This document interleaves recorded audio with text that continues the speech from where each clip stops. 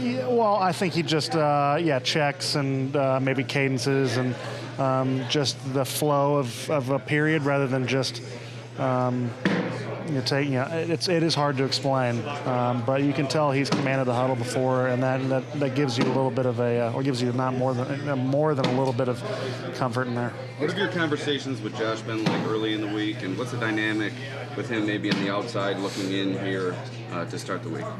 Yeah, I think for me and him, he's had enough people talk to him, so I've kind of given him his space. We've chatted here and there. He's just a tough dude, resilient guy, and I'm letting him play this out as he can. And right now, I'm taking snaps with Case, but Josh is a competitive sucker, tough sucker too, and we'll see what happens come Sunday. Where is kind of the headspace of this team, just knowing the uncertainty with Josh and then Keith and then coming off a tough loss?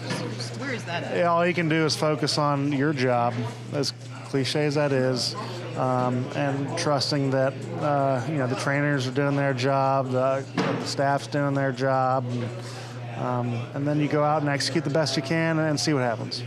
All this Josh talk, do you have to sometimes refocus? Obviously, there's so much attention to Josh, the quarterback, and then go, oh crap, we still are playing a 7-1 Vikings team that has a really good front four. Totally. Can it sometimes distract you? And I know it's out of your control, and you guys talk about controlling your control, but yeah, no, for sure. The talent of this team that we're facing has not eluded us. We understand the task at hand, regardless of who's playing quarterback, is pretty profound. They play with a lot of tenacity. They play well together, and for us, it'll be matching that competitive edge, which maybe we didn't do the best job of last week, and going out and just competing the best we can. Yeah, after the last 6 quarters, it's a tough time for this to happen, to have to maybe play with a backup. You always want Josh out there. Yeah, there's no perfect time for a backup to come in. I guess there is, but we have extreme confidence in Case if that's the way we go. Hopefully he has confidence in us, and we're just taking it one day at a time, one moment at a time, and letting the chips fall where they may. Is it hard to do that though? Just like the one moment at a time, just because there's so much preparation that goes into getting ready. It's practiced for sure. There's nothing you can do about it.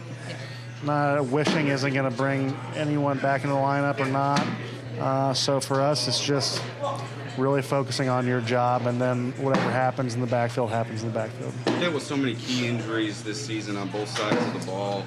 You're up here answering questions, it seems like, you guys every week about different injured players. Is it starting to wear on you guys at all the significant injuries to significant players that you guys have? No, it's the nature of the beast. Of course, you want to see those guys out there. You don't like to see your buddies injured. You don't like to see guys out.